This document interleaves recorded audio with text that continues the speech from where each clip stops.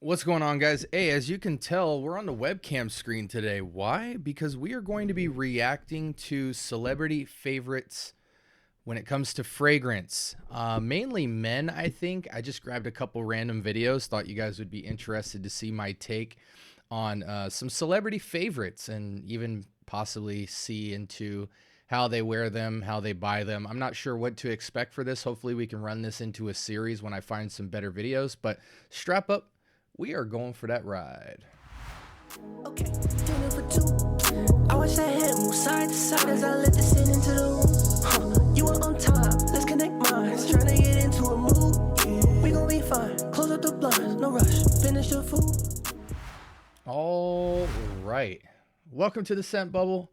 We are now on the main screen. Let's check out some celebrity favorites and see if we got some commentary we can put to them. I'm interested to see this.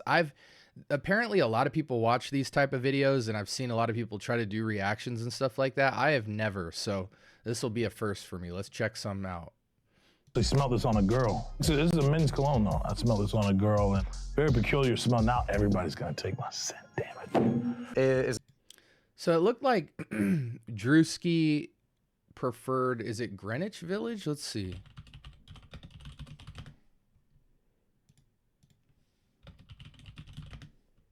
Yeah, Greenwich Village. Let's pull up a Fragrantica.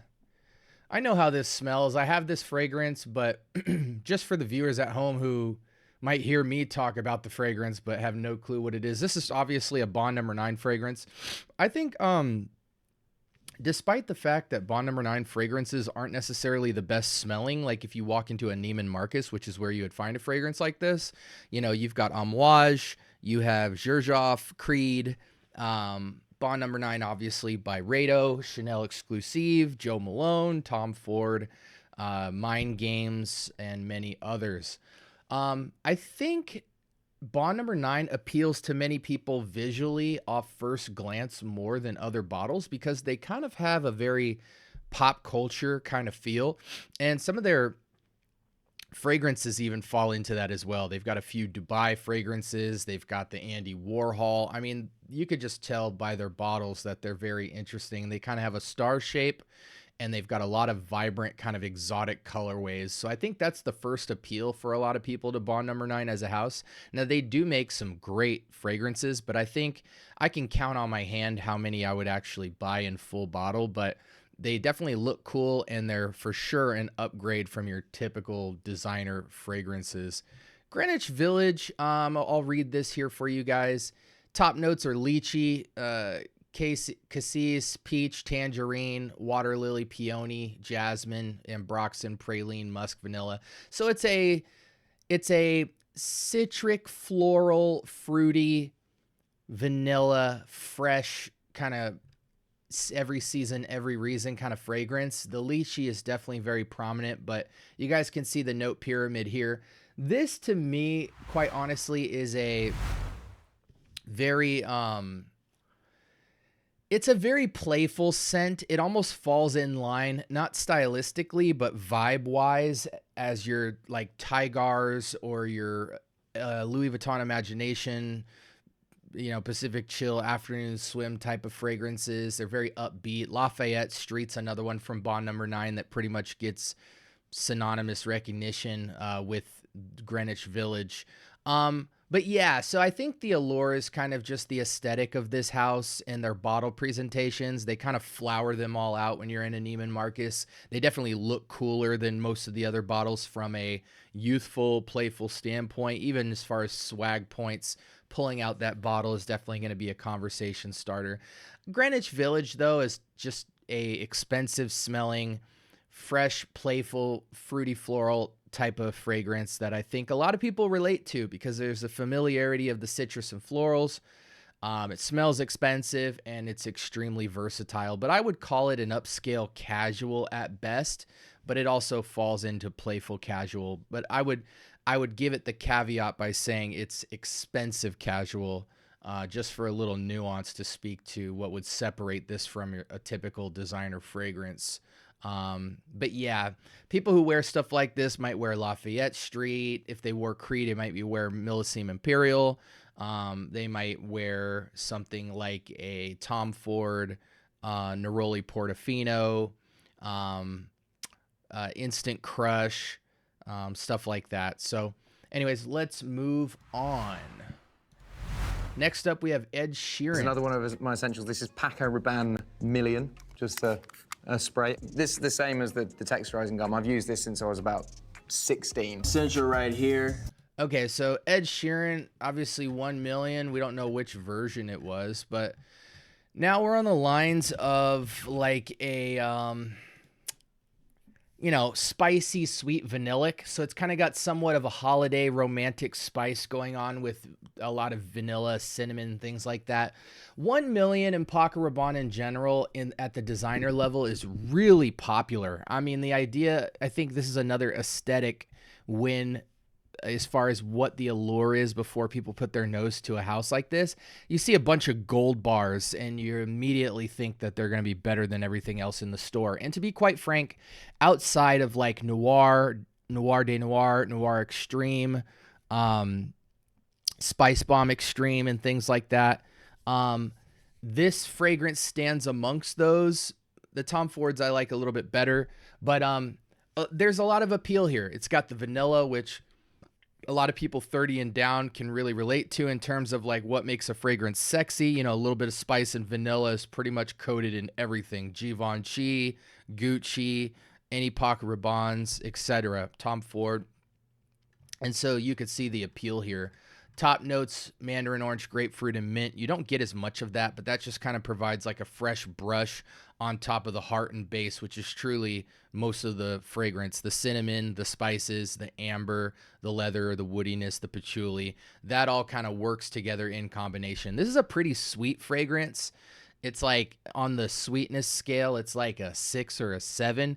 But I think people like this because it is dialed back a little bit more than usual with the sweetness, but it is still a sweet bomb. And I think probably 1 million line with, what's the other vanillic spiced line? 1 million and Spice Bomb are probably some of the most grabbable fragrances when it comes to guys that want kind of that boy toy feel, but a little bit of luxury feel to them as well, that kind of romantic, you know, bachelor vibe.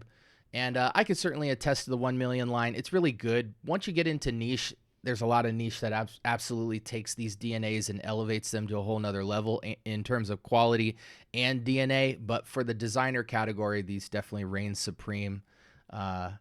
And yeah, let's go ahead and go back to Everybody say this right. next celebrity, which is DDG. Is cologne. I prefer Baccarat. I like this brand. I like other brands and stuff like that, but I usually go for the high-end cologne because I like that high-end smell. I first discovered.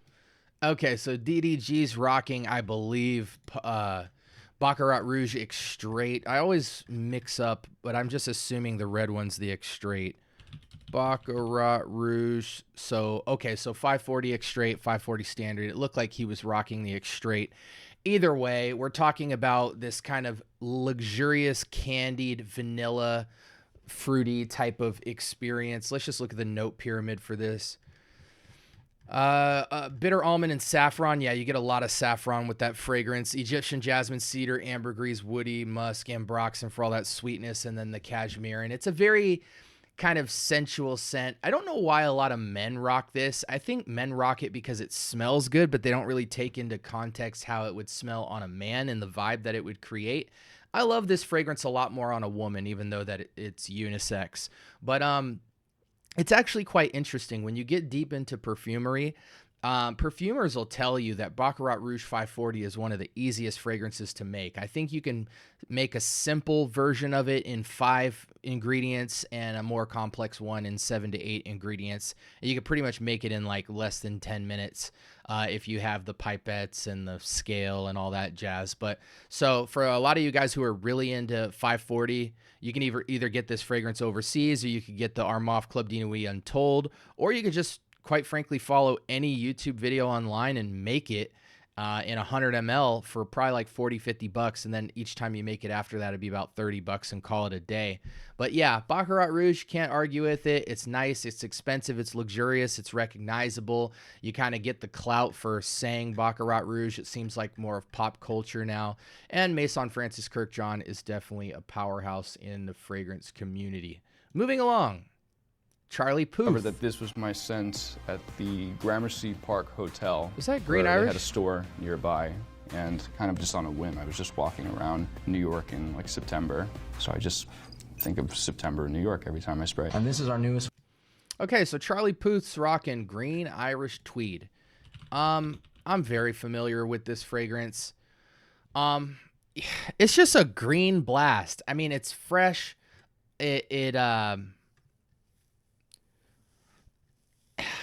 How do I describe this? Because when you look at the note pyramid, it doesn't really speak too much to this. Like, I get all of these notes in it when I smell it, especially the violet leaf. But it's just this green blast that almost is transportive. It's green, it's outdoors, but then there's just all this kind of subtle beauty of softness in the back with kind of like, there's a little bit of wetness, little dampness to it, little floral accents, a little touch of sweet. It's almost like the more realistic but slightly dialed down sweet scale version of like a Greenwich Village or a Lafayette Street. It's not super close to that DNA, but same vibe check at the door. And honestly, I think if most people tried the entire Creed line, most people would probably throw Green Irish Tweed in their top 3, excluding Aventus. Cool looking bottle, sexy bottle. Normally when people talk Creed, the younger guys, they're normally only referencing Millésime Imperial or Aventus or Silver Mountain water. Some people Virgin Island water. But in terms of like pop culture and the mass appeal, Green Irish Tweed is kind of like the second or third fragrance people get their hands on. And when they do, it's a lot of people's top 3s without question. But if you want something like this, you can obviously go down and get Armaf Très Nuit or like a Yaman Lale for 40 bucks, 100 ml. They have a great Green Irish Tweed rendition. Do I think this is worth retail? Absolutely not. If you're a fan of this DNA, though, it's definitely worth the money. It's just for me personally, the DNA is so simple and easy to replicate with so many other green fragrances. I encourage you guys, if you like something like this, try a fragrance like Lalique's Lin Sumi or Dior's Eau Sauvage if you want more of an old school version of this. But the new school kind of timeless rendition of this, I feel, is Lin Sumi, which is another green blast kind of a fragrance, but it's a lot more interesting than Green Irish Tweed. But good fragrance nonetheless. Moving along. This one, it's sort of electric, if you had to think of a word to describe it. It's got a lot of energy. I think Nick it immediately Jonas. pops and has an effervescence about it that makes you kind of want to know more. But it's got a lot of Work every time I spray. And this is our newest one. It's sort of electric, if you have. Oh, so Nick Jonas EDT. This is his own fragrance. Nick Jonas EDT. So it's a Jean Varvatos. What was his bottle? Had to think. So it's black with a silver top. This one right here. So Nick Jonas and John Varvatos, JVNJ Silver. A mineral aquatic, mineral citrus green, orris. I like that. Amber patchouli. I really hate when people throw geranium in this style of DNA. I think it makes it kind of smell new car smelly. But nonetheless, this smells like something probably in the vein of like not Atlas, a Toomey type of fragrance DNA. Let's see. People who like this may like what? Oh, it reminds them of Dylan Blue, Coach. Interesting. Okay. Well, hey, I wish I could tell you guys I've smelled this, but I didn't know Nick Jonas had his own fragrance. John Varvatos fragrances, to me, are kind of hit or miss. He does have some wonderful offerings in the tropical realm and in the fresh realm, but I haven't put my nose to this, so I can't really speak to it. What's the rating of this? So it looks like it runs about 30 bucks. 3.7 out of 5. Yeah, normally when a celebrity makes a fragrance, it's going to be real middle of the road because they're going to just copy something that already exists and then throw an extra ingredient in it. But there are some notes here that I do like. I love myself a good marine, mineral, aquatic type of fragrance, but typically when you see the sage and geranium together, it just flushes it out into this vibe that is just so familiar to people who wear fragrance, and you know, that's that. Okay, so I had another video, but we're going to keep these short. We'll do a part 2 follow-up, but let me know if you guys have any links to other celebrity favorite fragrance videos. That way I can do a reaction to them, and I'll kind of speak to whether I like it, whether I don't, the note breakdown, and then some alternatives if you want to get into that, or if you like the fragrance they chose, how to kind of get into them. Most of the fragrances we looked at tonight retail for around $200-300, but the Varvatos Nick Jonas one looks at around $30 because he went with more of a designer level fragrance. But yeah, I hope you guys enjoyed this video, and if you want more like it, like, comment, and sus. Like, comment, subscribe. More importantly, turn on that notification bell, and we will be back with more bangers like this. We're just trying to diversify the content. If you're new to this channel, follow the channel, man, because we drop episodes every single day on fragrances from budget to expensive, inspired, clone, niche, dupe, designer. We just cover everything. I put your nose to everything, give you all my resources. I document my own journey. I have over 300 bottles to my left here and over 300 additional decants. So I've got my nose to fragrances all the time. I'm in the rack stores. I'm in the designer stores. I'm in the Neiman Marcus's and the Saks and the